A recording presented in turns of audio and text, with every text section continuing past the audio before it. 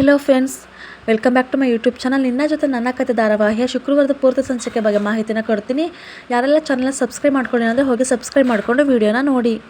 Friends, ಇನ್ನೂ ಸಂಗೀತ ಅವರು ಮನೆಯವರೆಲ್ಲರ ಜೊತೆ ಕೂಡ ಹೇಳ್ತಿರ್ತಾರೆ, ರಾಮಣ್ಣ ಒಬ್ಬ ತುಂಬ ಒಳ್ಳೆ ಮನುಷ್ಯ, ಆದರೆ ಏನಾಯಿತು ಅಂತ ಗೊತ್ತಿಲ್ಲ, ಎಷ್ಟು ದುರಾಸೆಗೆ ಬಿದ್ದುಬಿಟ್ಟ ಅಂತಂದರೆ ಅವನು ಎಲ್ಲರೂ ತೊಗೊಳ್ಳೋ ಮೆಡಿಸನ್ನ ಫ್ರಾಡ್ ಮಾಡಿ ಮೆಡಿಸನ್ಗಳನ್ನೆಲ್ಲ ತುಂಬ ಜನಕ್ಕೆ ಕೊಟ್ಬಿಟ್ಟಿದ್ದ. ಅವನು ಸತ್ತೋಗ್ತಾನೆ ಅಂತ ನಮ್ಗೆ ಯಾರಿಗೂ ಕೂಡ ಗೊತ್ತಿರಲಿಲ್ಲ, ಸೂಸೈಡ್ ಮಾಡ್ಕೋತಾನೆ ಅಂತ. ಬಟ್ ಏನು ಮಾಡೋದು, ಅವನು ಸಾಯ್ತಾನೆ ಅಂತ ನಮಗೆ ಗೊತ್ತಿದ್ದರೆ ನಾವು ಕೂಡ ಅವನ ಜೊತೆಲ್ಲ ಇರ್ತಿದ್ವಿ. ಬಟ್ ಅವತ್ತು ನಾವೆಲ್ಲರೂ ಕೂಡ ಯಾವುದೋ ಒಂದು ಫಂಕ್ಷನ್ ಇದೆ ಅಂತ ಹೊರಗಡೆ ಹೋದ್ವಿ. ರಮಣ್ ಅವತ್ತು ಬಂದಿಲ್ಲ ಅಂತ ಇಲ್ಲಿ ಸಂಗೀತ ಅವರು ರಮಣ್ ಬಗ್ಗೆ ಹೇಳ್ತಿರ್ತಾರೆ. ಇನ್ನು ಇಲ್ಲಿ ದೇವಿಯನಿಯವ್ರಿಗೆ ರಮಣ್ ಅವರು ಕಾಲ್ ಮಾಡಿ, ದೇವಿನಿ ನನ್ನ ಮಾತನ್ನ ಕೇಳಿಸ್ಕೊ, ನಾವು ಮಾಡಿರೋ ಫ್ರಾಡಿಂದ 30ಕ್ಕೂ ಹೆಚ್ಚು ಮಕ್ಕಳುಗಳು ಸತ್ತೋಗಿದ್ದಾರೆ. ನಮ್ಮ ಮೆಡಿಸನ್ನ ತೊಗೊಂಡು ಇವಾಗ ಏನು ಮಾಡೋದು, ನನಗೆ ತುಂಬಾ ಭಯ ಆಗ್ತಿದೆ. ಈ ವಿಷಯ ಈ ಶ್ರವಣ್ ಅವ್ರಿಗೆ ಗೊತ್ತಾಯಿತು, ಅವ್ನು ಬೇರೆ ನನ್ನ ಅರೆಸ್ಟ್ ಮಾಡಬೇಕು ಅಂತ ಮನೆ ಹತ್ರ ಬರ್ತಿದ್ರು. ನಾನು ಏನು ಮಾಡಲಿ ಅಂತ ಕೇಳಿದಾಗ, ದೇವಿಯನ್ನೇ ಯೋಚನೆ ಮಾಡಿಬಿಡಿ, ನಾನು ಇವಾಗ ಪ್ರೆಗ್ನೆಂಟ್ ಆಗಿದ್ದೀನಿ, ದಯವಿಟ್ಟು ಏನು ಟೆನ್ಷನ್ ತೊಗೋಬೇಡಿ, ನಾನು ಬಾವನ ಜೊತೆ ಮಾತಾಡ್ತೀನಿ, ಆ ರೀತಿ ಏನೂ ಆಗಲ್ಲ, ಡೋಂಟ್ ಬಿ ಪ್ಯಾನಿಕ್ ಅಂತ ಹೇಳಿ ಮನೆ ಹತ್ರ ಹೋಗ್ತಾರೆ. ಅಷ್ಟರಲ್ಲಿ ಶ್ರವಣ್ ಅವರು ಬಂದು ನಿಂತಿರ್ತಾರೆ. ಬಾವ ರಮಣ್ ಎಲ್ಲಿ ಅಂತ ಕೇಳ್ತಾರೆ. ಅದಕ್ಕೆ ರಮಣ್ಣ ಅಂತ ಬಾಯ್ಬಿಡೋ ಅಷ್ಟರಲ್ಲಿ, ಎಲ್ಲಿ ಏನಾಯಿತು, ನಾನು ರಮಣ್ಗೆ ಯಾಕೆ ಈ ಥರ ನಿಂತಿದ್ದೀರಾ, ಏನಾಯಿತು ಅಂತ ವಿಚಾರಿಸ್ತಾಳೆ. ರಮಣ್ ಇನ್ನು ನಮ್ಮ ಹತ್ರ ಬರೋದಿಲ್ಲ ಅಂತ ಹೇಳಿದಾಗ, ಏನಾಯಿತು ರಮಣ್ಗೆ, ಎಲ್ಲಿದ್ದಾನೆ ಹೇಳಿ, ನಾನು ಕರ್ಕೊಂಬರ್ತೀನಿ ಅಂತ ದೇವಿಯನಿಯವರು ಕೇಳಿದಾಗ, ಇಲ್ಲಿ ಶ್ರವಣ್ ಹೇಳ್ತಾರೆ, ನೋಡು ಜಾಸ್ತಿ ನೀನು ಗಾಬರಿ ಮಾಡ್ಕೊಳ್ಳೋಕ್ಕೆ ಹೋಗಬೇಡ, ಇನ್ನು ಯಾವತ್ತೂ ಕೂಡ ರಮಣ್ ನಮ್ಮ ಕೈಗೆ ಸಿಗೋದಿಲ್ಲ, ನಮ್ಮ ಹತ್ರನೂ ಕೂಡ ಬರೋದಿಲ್ಲ, ನಮ್ಮಿಂದ ತುಂಬ ದೂರ ಹೊರಟೋಗಿದ್ದಾನೆ, ರಮಣ್ ಸತ್ತೋಗ್ಬಿಟ್ಟಿದ್ದಾನೆ ಅಂತ ಹೇಳ್ತಾರೆ. ಅದಕ್ಕೆ ಬಾವ ನೀವು ಯಾಕೆ ಈ ಥರ ಹೇಳ್ತಿದ್ದೀರ, ಸುಳ್ಳು ಹೇಳ್ತಿದ್ದೀರ, ರಮಣ್ ಅವರು ರೂಮಲ್ಲಿ ಇದ್ದಾರೆ, ನಾನು ಈಗ ತಾನೇ ಮಾತಾಡ್ಕೊಂಬಂದೆ ಇರಿ, ನಾನು ಹೋಗಿ ಕರ್ಕೊಂಬರ್ತೀನಿ, ನಾನು ಹೋದರೆ ರಮಣ್ ಬರ್ತಾರೆ ಅಂತೇಳಿ ದೇವಿಯನವರು ಹೊರಟಿರ್ತಾರೆ. ಅಷ್ಟರಲ್ಲಿ ನಿಂತ್ಕೋ ದೇವಿಯನಿ, ರಮಣ್ ನಮ್ಮ ಕೈಗೆ ಸಿಗೋಲ್ಲ ಅಂತ ಹೇಳ್ತಿಲ್ವಾ, ಅವನು ಸೂಸೈಡ್ ಮಾಡಿಕೊಂಡು ಸತ್ತೋಗಿದ್ದಾನೆ, ಅವನು ಇದು ನೇಣು ಹಾಕ್ಕೊಂಡಿದ್ದಾನೆ ಅಂತ ಇಲ್ಲಿ ಶ್ರವಣ್ ಅವರು ಹೇಳ್ತಾರೆ. ಅದನ್ನು ಕೇಳಿ ದೇವಿಯನವರು ಸಿಕ್ಕಾಪಟ್ಟೆ ಅಳ್ತಾರೆ. ಇಲ್ಲ ನಾನು ರಮಣ್ ಹಿಂಗೆ ಏನೂ ಆಗಿಲ್ಲ, ರೂಮಲ್ಲಿ ಇದ್ದಾನೆ, ನಾನು ಹೋಗಿ ಕರ್ಕೊಂಬರ್ತೀನಿ ಬಿಡಿ ಅಂತ ರೂಮ್ ಒಳಗಡೆ ಹೋಗ್ತಿರ್ತಾರೆ. ಅಷ್ಟರಲ್ಲಿ ಶ್ರವಣ್ ಅವರು ಜೋರಾಗಿ ಕಿರ್ಚಾಡ್ತಾರೆ, ನಾನು ಹೇಳ್ತಿಲ್ವ ದೇವಿಯನಿ, ರಮಣ್ ನಮ್ಮ ಮುಂದೆ ಇಲ್ಲ, ಅವನು ನೇಣು ಹಾಕೊಂಡು ಸತ್ತು ಹೋಗಿದ್ದಾನೆ ಅಂತ, ಯಾಕೆ ನಿಂಗೆ ಎಷ್ಟು ಹೇಳಿದ್ರು ಅರ್ಥ ಆಗ್ತಿಲ್ಲ, ಈಗ ಪೊಲೀಸ್ ಜೀಪ್ ಬರುತ್ತೆ, ಅಲ್ಲಿವರೆಗೂ ನಾವು ಯಾರು ಕೂಡ ಅವನ ಹತ್ರ ಹೋಗೋ ಹೋಗಿಲ್ಲ, ಅವನ್ನ ಮುಟ್ಟೋ ಹೋಗಿಲ್ಲ, ಸ್ವಲ್ಪ ಅರ್ಥ ಮಾಡ್ಕೊಂಡು ನಿಂತ್ಕೋ ಅಂತ ಇಲ್ಲಿ ಶ್ರವಣ್ ಅವರು ಜೋರಾಗಿ ದೇವಿಯನಿಯವ್ರ ಮೇಲೆ ಕಿರ್ಚಾಡ್ಬಿಡ್ತಾರೆ. ದೇವಿಯನಿಯವರು, ಅಲ್ಲ ಬಾವ, ನಿಮ್ಗೆ ಅವನು ರಮಣ್ ನಿಮ್ಮ ತಮ್ಮನ ನೀವು ಕ್ಷಮಿಸ್ಬೋದಿತ್ತಲ್ವ, ನಾನು ಇವಾಗ ತಾನೇ ಡಾಕ್ಟರ್ ಹತ್ರ ಹೋಗಿದ್ದು ಬಂದೆ, ನಾನು ಇವಾಗ ಪ್ರೆಗ್ನೆಂಟ್, ರಮಣ್ಗೆ ಅದನ್ನು ಹೇಳಬೇಕು ಅಂತ ಅಷ್ಟು ಖುಷಿಯಾಗಿ ಬಂದೆ, ಆದರೆ ಇವಾಗ ಯಾರಿಗೆ ಅಂತ ಹೇಳೋದು, ನಾನು ನಿಮ್ಮ ಡಿಪಾರ್ಟ್ಮೆಂಟ್ನ ನಾನು ದ್ವೇಷಿಸ್ತೀನಿ, ನಿಮ್ಮನ್ನು ಕೂಡ ದ್ವೇಷಿಸ್ತೀನಿ, ನಿನ್ನ ತಮ್ಮನಿಗಿಂತ ನಿಮಗೆ ಆ ಅವಾರ್ಡ್ಗಳೇ ಹೆಚ್ಚಾಗೋಯ್ತಾ, ಕೊನೆ ಪಕ್ಷ ನಿನ್ನ ತಮ್ಮನಿಗೆ ಒಂದೇ ಒಂದು ಚಾನ್ಸ್ನ ಕೊಡ್ಬೋದಿತ್ತು ಬಾವ, ನೀವು ತಪ್ಪು ಮಾಡಿಬಿಟ್ರೆ ನಾನು ಕೊನೆ ಉಸಿರು ಇರೋ ತನಕನೂ ಕೂಡ ನಿಮ್ಮನ್ನು ದ್ವೇಷಿಸ್ತೀನಿ. ದೇವಿಯನವರು ಮನಸ್ಸಲ್ಲೇ ಶ್ರವಣ್ಣ ನೋಡಿಕೊಂಡು, ಇನ್ನು ನನ್ನ ಗುರಿ ಏನಿದ್ರು ನಾನು ಇರೋ ತನಕ ನಿನ್ನನ್ನು ದ್ವೇಷ ಮಾಡ್ತೀನಿ, ನಿನ್ನನ್ನು ಸಾಯಿಸ್ತೀನಿ, ನಿನ್ನ ಮಗಳನ್ನ ಮತ್ತೆ ನಿನ್ನ ಹೆಂಡ್ತಿನ 3 ಜನದ್ದು ಜೀವನನ ಸರ್ವನಾಶ ಮಾಡ್ತೀನಿ ನೋಡ್ಕೊ ಅಂದ್ಕೊಂಡು ಮನಸ್ಸಲ್ಲೇ ಹೇಳ್ಕೊತಿರ್ತಾರೆ.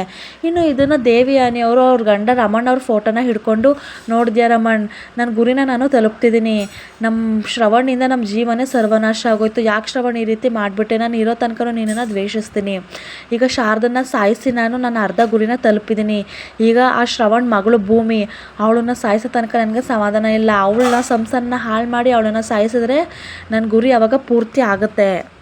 ಇನ್ನು ಇಲ್ಲಿ ಶ್ರವಣ್ ಅವರು ಹಿಂದೆ ನಡೆದಿರೋದನ್ನೆಲ್ಲ ನೆನಪು ಮಾಡ್ಕೊಂಡು ಕಣ್ಣು ತುಂಬ್ಕೊಂಡು ಕೂತಿರ್ತಾರೆ. ಅದನ್ನು ಬಂದು ಮನಸ್ವಿನವ್ರು ನೋಡ್ಬಿಟ್ಟು, ಇವನಿಗೇನಾಯ್ತು ಈ ಥರ ಕಣ್ಣು ತುಂಬ್ಕೊಂಡಿದ್ದಾನೆ ಅಂತ ಸಮಾಧಾನ ಮಾಡೋದಕ್ಕೆ ಅಂತ ಅಪ್ಪ ಯಾಕೆ ಕಣ್ಣು ತುಂಬ್ಕೊಂಡು ಅಳ್ತಿದ್ದೀರ ಅಂತ ಕೇಳಿದಾಗ, ನಾಳೆ ರಮಣ್ ನನ್ನ ತಮ್ಮ ಅಂದ್ರೆ ನೀನು ಚಿಕ್ಕಪ್ಪ ಸತ್ತದ ದಿನ ಕಣಮ್ಮ ಅಂದ್ಬಿಟ್ಟು ಅಲ್ಲಿಂದ ಹೊರಟೋಗ್ತಾನೆ ಶ್ರವಣ್. ಅದನ್ನು ದೇವಿಯವರು ನೋಡ್ಬಿಟ್ಟು, ಹೌದಾ, ಹಾಗಾದರೆ ನಾಳೆ ದೇವಿಯವ್ರ ಗಂಡ ಸತ್ತೋಗಿರೋ ದಿನಾನ ಅಂದ್ಕೊಂಡು ಮನಸ್ಸಲ್ಲೇ ಸುಮ್ಮನಾಗ್ತಾಳೆ. ಇನ್ನು ಸಂಗೀತ ಅವರು, ರಮಣ್ ಬದುಕಿದಿದ್ರೆ ಆಗ್ತಿತ್ತು, ಅವನು ನಮ್ಮ ಜೊತೆನೇ ಇರಬೇಕಿತ್ತು, ಅವನು ಜೈಲಿಗೆ ಹೋಗ್ಬಿಟ್ಟು ಬಂದಿದ್ದರೆ ಶಿಕ್ಷೆನ ಅನುಭವಿಸ್ತಿದ್ದ ಅಷ್ಟೇ, ಆದರೆ ನಮ್ಮ ಜೊತೆ ಇರ್ತಿದ್ದ, ಏನು ಮಾಡೋಕ್ಕಾಗತ್ತೆ ಅಂತ ಇಲ್ಲಿ ಸಂಗೀತ ಅವರು ಹೇಳ್ತಿರ್ತಾರೆ.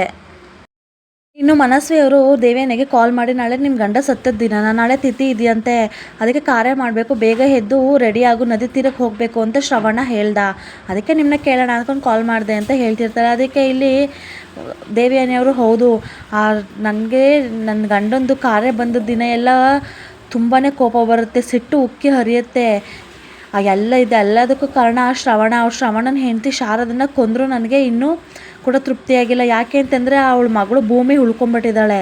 ನನಗೆ ಎಷ್ಟು ಸಿಟ್ಟು ಬರ್ತಿದೆ ಅಂದರೆ ನಾಳೆ ಕಾರ್ಯ ಮಾಡಬೇಕಾದ್ರೆ ಎಲ್ಲಿ ಆ ಭೂಮಿನ ನದಿಗೆ ತಳ್ಳಿಬಿಡ್ತೀನೋ ಅಂತ ಅನ್ನಿಸ್ತಿದೆ. ಏನು ಮಾಡೋದು? ಅಂತ ಹೇಳ್ತಿರ್ತಾಳೆ. ಅದಕ್ಕೆ ಮನಸ್ವಿನಿಯವರು ತಳ್ಳಿಬಿಡಿ ಹಾಗಿದ್ರೆ, ಹೌದು ನಾನು ಏನೇನು ಬೇಕು ವ್ಯವಸ್ಥೆ ಅದನ್ನೆಲ್ಲ ಮಾಡ್ಕೊಳ್ಳೋಣ, ನಿಮ್ಗೆ ಹೆಂಗಿದ್ರು ಕಿಚ್ಚು ಜಾಸ್ತಿ ಆಗಿದೆ, ಈ ಕಿಚ್ಚಲ್ಲಿ ಭೂಮಿ ಸುಟ್ಟು ಹೋಗಲಿ ಸತ್ತು ಹೋಗಲಿ, ಅದೇ ರೀತಿ ನೀವು ನಾಳೆಗೆ ಅವಳನ್ನ ಸಾಯಿಸ್ಬಿಡಿ, ನಾಳೆಗೆ ನದಿಗೆ ತಳ್ಳಿ ಅವಳನ್ನ ಸಾಯಿಸೋ ಜವಾಬ್ದಾರಿ ನಿಂದು, ಮುಂದೆ ಏನು ಬೇಕು ನಾನು ಅದನ್ನು ಮಾಡ್ಕೋತೀನಿ ಅಂತ ಇಲ್ಲಿ ಮನಸ್ವಿನಿಯವರು ಹೇಳ್ತಾರೆ. ಹೇಳಿಬಿಟ್ಟು ಸರಿ ಅದೇನು ಎಲ್ಲದಕ್ಕೂ ನಾಳೆ ರೆಡಿಯಾಗಿ ಮುಂದೆ ಮಾತು ನಾವು ಸಿಕ್ಕಿದಾಗ ಮಾತಾಡ್ಕೊಳ್ಳೋಣ ನಾಳೆಗೆ ಅಂತ ಹೇಳಿ ಕಾಲ್ನ ಇಡ್ತಾಳೆ.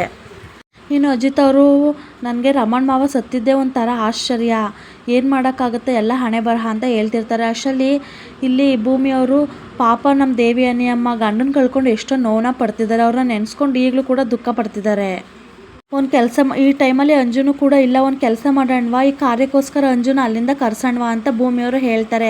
ಅದಕ್ಕೆ ಅಜಿತ್ ಅವ್ರ ಅಜ್ಜಿ ಸುಮ್ಮನೆ ಇರು, ಇಷ್ಟೆಲ್ಲ ಆಗಿದ್ದು ನಿನ್ನಿಂದನೇ, ನೀನು 3 ಹೊತ್ತು ಅಜಿತನ ಅಂಟ್ಕೊಂಡೇ ಓಡಾಡ್ತಿರ್ತೀಯ, ಅದನ್ನು ನೋಡಿ ನಮ್ಮ ಅಂಜು ನೋವು ಪಡಲ್ವಾ, ಏನು ಬೇಕಾಗಿಲ್ಲ ಅಂತ ಹೇಳ್ತಾರೆ. ಅಷ್ಟರಲ್ಲಿ ಅಜಿತ್ ಅವ್ರ ತಂಗಿ ಪಾಪ ಅಂಜು ಇಲ್ಲಿದ್ದಾಗಲೂ ಕೂಡ ನೋವು ಪಡ್ತಿದ್ಲು, ಅವಳು ಹೋಗಿರೋದು ಬೇಜಾರಿಂದನೇ, ಈಗ ಅವ್ರ ಅಪ್ಪಂದು ಕಾರ್ಯ ಈ ಥರ ಅಂತ ಗೊತ್ತಾದರೆ ಇನ್ನೂ ಕಷ್ಟಪಡ್ತಾಳೆ, ಇನ್ನೂ ದುಃಖ ಪಡ್ತಾಳೆ ಅಂತ ಮನೆಯವರೆಲ್ಲ ಮಾತಾಡ್ಕೊತಿರ್ತಾರೆ. ಇನ್ನು ಇಲ್ಲಿ ದೇವಿಯಾನಿ ಅವರು ಡ್ರಿಂಕ್ಸ್ನ ಮಾಡಿಕೊಂಡು ಇನ್ನು ನಾಳೆಗೆ ಭೂಮಿ ಚಾಪ್ಟರ್ನ ಕ್ಲೋಸ್ ಮಾಡ್ತೀನಿ, ಭೂಮಿ ಅಂತ ಹೆಸರಿಟ್ಕೊಂಡಿರೋ ನಿಜವಾದ ಮನಸ್ವಿನಿನ ನಾಳೆಗೆ ನೀರಲ್ಲಿ ತಳ್ಳಿ ಅವಳನ್ನ ಸಾಯಿಸ್ತೀನಿ, ಸತ್ತಾದ್ಮೇಲೆ ಹೇಳ್ತೀನಿ ಇವಳೇ ನಿನ್ನ ನಿಜವಾದ ಮನಸ್ವಿನಿ, ನಿನ್ನ ಮಗಳು ಶಾರದಾ ಮತ್ತು ನಿನ್ನ ವಂಶದ ಕುಡಿ ಅಂತ ಹೇಳ್ತೀನಿ. ಆಗ ಅದೇ ಕೊರಗಲ್ಲಿ ಶ್ರವಣ್ ದಿನನಿತ್ಯ ಸಾಯಬೇಕು, ಅವನು ಕೂಡ ಸತ್ತು ನರಕನ ಅನುಭವಿಸ್ಬೇಕು, ಅಲ್ಲಿಗೆ ನನ್ನ ಸೇಡು ಮುಗ್ದೋಗುತ್ತೆ, ಅಲ್ಲಿ ತನಕನೂ ಕೂಡ ನಾನು ಇದೇ ರೀತಿ ಸೇಡನ್ನ ತೀರಿಸ್ಕೋಬೇಕು, ಅದಾದಮೇಲೆ ನನ್ನ ಗಂಡನ ಆತ್ಮಕ್ಕೆ ಶಾಂತಿ ಸಿಗುತ್ತೆ ಅಂತ ಇಲ್ಲಿ ಒಬ್ರಿಗೊಬ್ಬರನ್ನೇ ಹೇಳಿಕೊಂಡು ದೇವಿಯನ್ನವರು ತುಂಬಾ ಖುಷಿ ಪಟ್ಕೊಂಡು ನಗಾಡ್ತಿರ್ತಾರೆ. ಇನ್ನು ಇಲ್ಲಿ ಭೂಮಿಯವರು ವರ್ಷ ಮುಗಿತಿದ್ದ ಹಾಗೆ ನಮ್ಮ ಅಪ್ಪನ ಕಾರ್ಯ ಮಾಡಬೇಕು, ಅಷ್ಟರಲ್ಲಿ ನಮ್ಮ ಅಮ್ಮ ನಿರಪರಾಧಿ ಅಂತ ನಮ್ಮ ಅಮ್ಮನ ಬಿಡುಗಡೆ ಆಗೋ ಥರ ಮಾಡಪ್ಪ ದೇವ್ರೆ ಅಂತ ಕೈ ಮುಕ್ಕೊಂಡು ನಿಂತಿರ್ತಾರೆ. ಅಷ್ಟರಲ್ಲಿ ಅಲ್ಲಿಗೆ ಅಜಿತ್ ಬಂದು ಮುಖ ಒರೆಸ್ಕೊಂಡು ಬರ್ತಾರೆ, ಟವಲ್ ಬಿದ್ದೋಗುತ್ತೆ. ಅಷ್ಟರಲ್ಲಿ ಭೂಮಿ ಎತ್ಕೊಳ್ಳೋದಕ್ಕೆ ಅಂತ ಹೋಗ್ತಾರೆ, ಅಜಿತ್ ಕೂಡ ಬಗ್ತಾನೆ. ಅಷ್ಟರಲ್ಲಿ ಇಬ್ರಿಗೂ ಕೂಡ ಡಿಕ್ಕಿ ಆಗುತ್ತೆ. ಅಜಿತ್ ಹೇಳ್ತಾನೆ ಇಲ್ಲಿ ಸೈಲೆಂಟಾಗಿ ನಿಂತ್ಕೊಂಡ್ಬಿಡು, ಮತ್ತೆ ಏನಾದ್ರೂ ನನ್ನ ಕೆಲಸ ನಾನೇ ಮಾಡ್ಕೋತೀನಿ, ನೀನು ಬರೋದು ಮತ್ತೆ ಇನ್ನೊಂದ್ಸಲ ಡಿಕ್ಕಿ ಹೊಡೆಯೋದು ಕೊಂಬಂದ್ಬಿಡುತ್ತೆ ಅಂತ ಹೇಳೋದು, ಆ ರೀತಿ ಎಲ್ಲ ಆಡಬೇಡ ಅಂತ ಹೇಳಿದಾಗ ನಾನೇನಾದರೂ ಹೇಳಿದ್ನ, ನಾನು ಇವಾಗ ಅಪ್ಡೇಟ್ ಆಗಿದ್ದೀನಿ, ನೀವೇ ಔಟ್ಡೇಟ್ ಆಗಿರೋದು ಅಂತ ಇಲ್ಲಿ ಭೂಮಿ ಹೇಳ್ತಾಳೆ. ಅದಕ್ಕೆ ನಿನ್ನ ಜೊತೆ ಸೇರಿಕೊಂಡು ಅಪ್ಡೇಟ್ ಆಗಿರೋರು ಔಟ್ಡೇಟ್ ಆಗ್ತಾರೆ, ಔಟ್ಡೇಟ್ ಆಗಿರೋರು ಅಪ್ಡೇಟ್ ಆಗ್ತಾರೆ, ಇದೇ ರೀತಿ ಆಗಿಬಿಟ್ಟಿದೆ, ನಿನ್ನ ಕಾಟಕ್ಕೆ ತಡ್ಕೊಳ್ಳಾರ್ದೇನೆ ಅಂತ ಇಲ್ಲಿ ಅಜಿತ್ ಅವರು ಜಗಳ ಮಾಡ್ತಿರ್ತಾರೆ.